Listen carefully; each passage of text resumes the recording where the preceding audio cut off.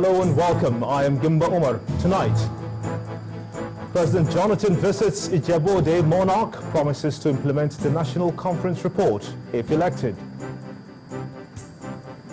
The Nigerian army says battle with Boko Haram is one that must be won by them. APC presidential candidate continues campaign, accuses PDP of running down the country. And Iraq government battles Islamic State IS militants, forces them out of Tikrit. On business news.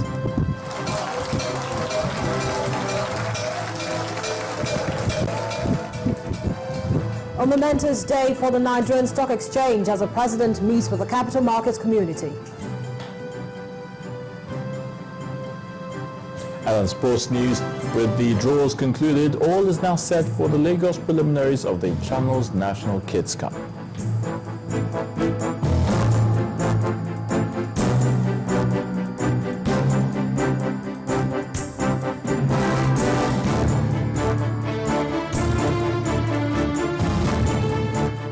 We'll begin tonight with optimism by the Nigerian military that its operations to clear the northeast of Boko Haram insurgents will soon be achieved.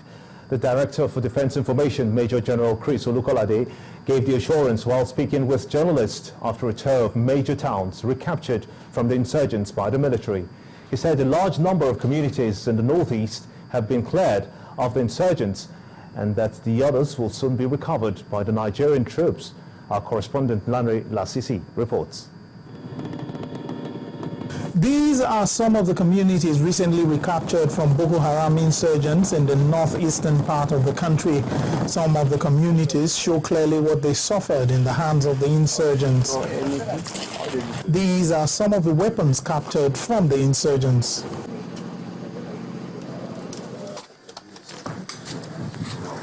The soldiers on ground are now filled with a new zeal. The soldiers say this battle is one that will be won. In my AOR, which is Yobe State, like I told you earlier, Yobe State is made up of 17 local governments. And sometimes in the middle of last year, 2 local governments were completely lost to the insurgents. And as I speak to you now, we have just one major town to take to complete the retaking of these 2 local governments, and that is Gonori. And as I speak to you, one of the battalion is already en route to Gonori to take Gonori. We have swept every other place. We are moving to Gonori now, and I'm sure they will take it very soon. The morale of your men are very, very high, and they are in a hurry to finish. And they are looking, in fact, they are battle itchy. They are looking for more places to clear the insurgents. The operation included flying over some of the towns yet to be recaptured. Okay, right now I'm told we're over Madagali, which is one of the towns that we're hoping will soon be reclaimed by the security officials. And what's happening right now is this plane is going over there, looking at the action going on ground, even though we're told there's no action there for now. What we have is a situation where the troops, the ground troops, are advancing but have not entered the town yet. So the officials here just go around, observe what's on ground, feed the troops to direct them properly so that this offensive can go on as planned, and hopefully this town will join the list of those towns that have been regained. The soldiers say this battle is one that will be won. If you look at everything from Maiduguri through Monguno up to Bama has been cleared. We've cleared all along the route again on the direction of Maiduguri, Dikwa, Gamborungala, which previously had been impassable, and the activities were prevalent in those areas. So the important thing is the tempo of this mission is continuing. As I speak to you, possibly before we finish this meeting, additional towns would have joined among those that have been recovered.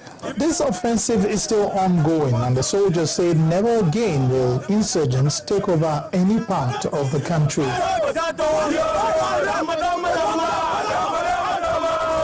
Lanre Lasisi, Channels Television News. A court of appeal sitting in Abuja has stayed the execution of the death sentences passed on 2 of the 12 Nigerian soldiers court-martialed by the Nigerian Army authorities last September. All the soldiers were tried under the General Court-Martial, which sat at the Army Headquarters Garrison Mogadishu Cantonment in Abuja on allegations of offences and conspiracy to commit mutiny and mutiny under the Armed Forces Act 2004. All 3 of the convicted soldiers, Corporal Stephen Clement, Corporal Igomos Emmanuel and Private Andrew Mbede, approached the appellate court through their lawyer, Chief Godwin Obla, a senior advocate of Nigeria, to challenge the decision of the court-martial, which convicted and sentenced them to life imprisonment and death. All the convicted soldiers raised 11 grounds of appeal, each in their separate appeals, challenging the very many fundamental irregularities and improprieties characterizing the entire trial of the General Court-Martial, and asked the court to stay the execution of their sentences pending the hearing and determination of their appeals. Moving on to other stories now, President Goodluck Jonathan has given strong indications that the Nigerian military will retake towns and villages captured by Boko Haram militants in Yobe, Adamawa, and Borno State. In an interview with the VOA, the president gave the assurance that the military is already doing a good job of clearing the insurgents from the occupied areas. I'm hopeful that in the next 3 weeks, we'll be able to take over our territories. That will not end Boko Haram. But the issue of holding on to territories, I believe in the next 3 weeks, we'll be able to take over these territories. Yes, they will still be using improvised explosive devices, these IEDs, to cause havoc, especially soft targets like markets, schools, and so on. And people have to be extremely careful. But the issue of holding on to territories where they're pinning their flags,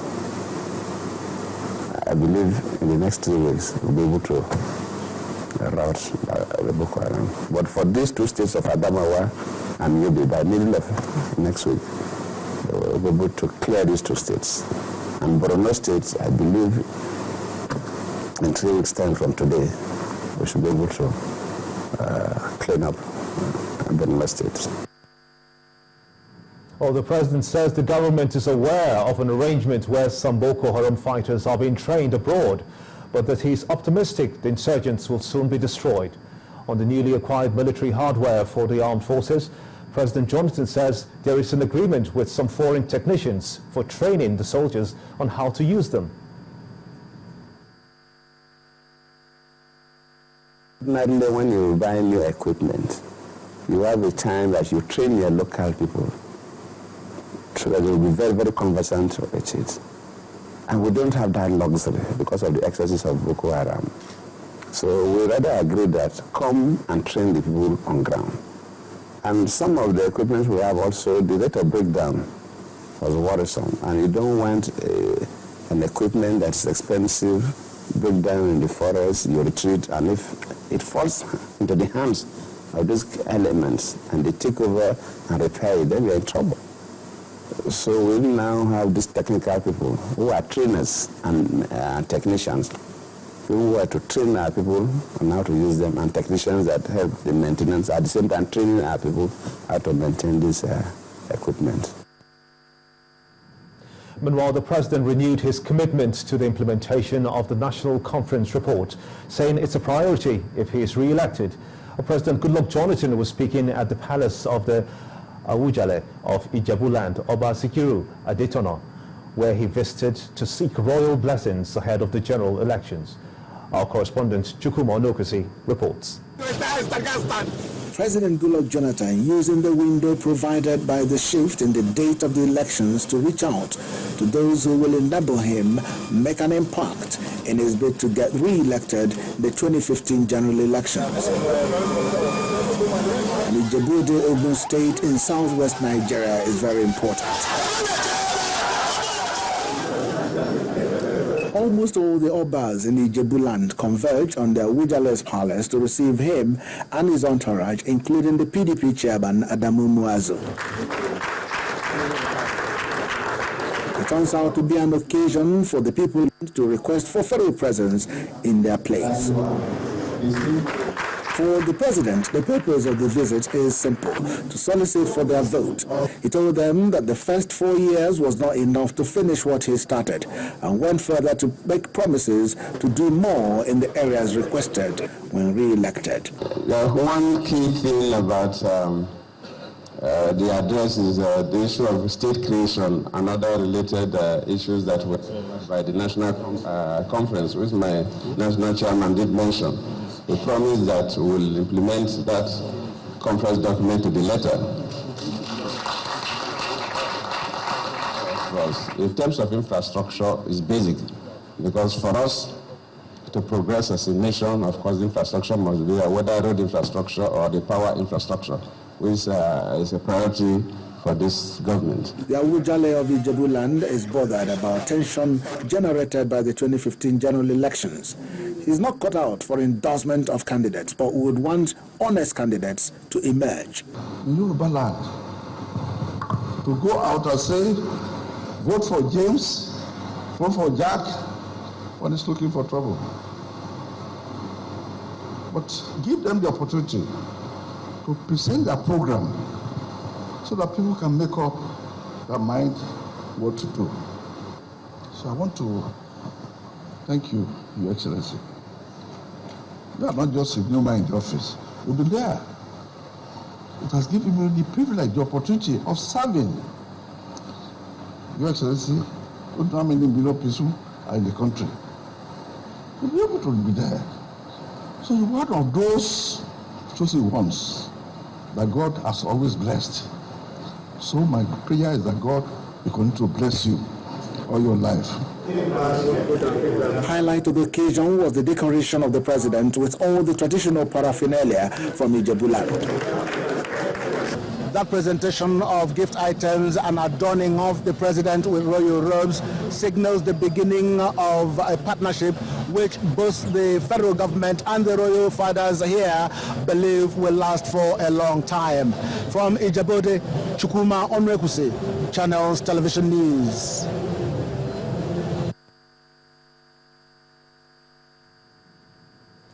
And in part two, after the break, Synagogue Church of All Nations says it will appeal judgment seeking TB Joshua's appearance.